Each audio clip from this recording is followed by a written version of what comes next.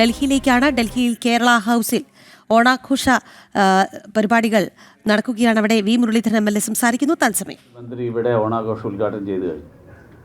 കേരളത്തിൽ 24-ാം തീയതി ഓണം തുടങ്ങിയുള്ളൂ എന്നാണ് നമ്മൾ തീരുമാനിച്ചിട്ടുള്ളത്.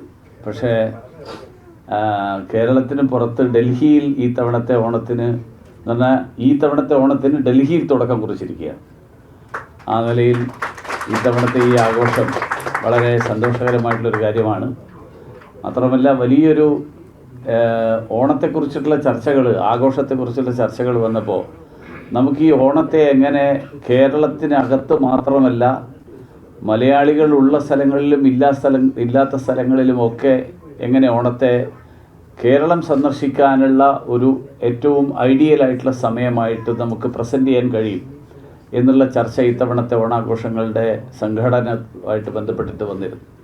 ആ നിലയിൽ എനിക്ക് തോന്നുന്നു ഈ കേരള ഹൗസിലെ ഓണാഘോഷം ഇത്തവണ മാധ്യമപ്രവർത്തകരും ബാക്കിയുള്ള ജീവനക്കാർക്കും വേണ്ടിയിട്ടുള്ള 2 ദിവസം, കേന്ദ്ര സർക്കാരിലുള്ള മലയാളികളായിട്ടുള്ള ആളുകൾക്ക് വേണ്ടിയിട്ടുള്ള 2 ദിവസം, അതിനുശേഷമുള്ള ദിവസങ്ങൾ മറ്റെല്ലാവർക്കും വേണ്ടിയിട്ടുള്ള ദിവസങ്ങൾ, അങ്ങനെ ഏതാണ്ട് ഒരു 10-12 ദിവസക്കാലം നീണ്ടു നിൽക്കുന്ന ഒരു ഓണാഘോഷമായിട്ട് സംഘടിപ്പിക്കുന്നത് തീർച്ചയായിട്ടും കേരളത്തെക്കുറിച്ചും ഓണത്തെക്കുറിച്ചും കേരളത്തിൽ വരാനുള്ള താല്പര്യം വർദ്ധിപ്പിക്കാനുമൊക്കെ ഒരു സാഹചര്യമുണ്ടാക്കും.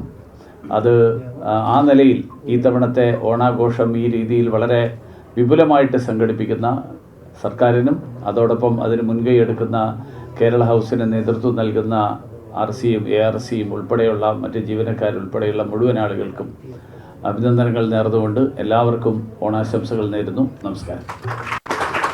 കേരള ഹൗസിലെ ഓണാഘോഷ പരിപാടിയിൽ വി മുരളീധരൻ സംസാരിക്കുകയായിരുന്നു. തത്സമയ പ്രതികരണമാണ് കണ്ടത്.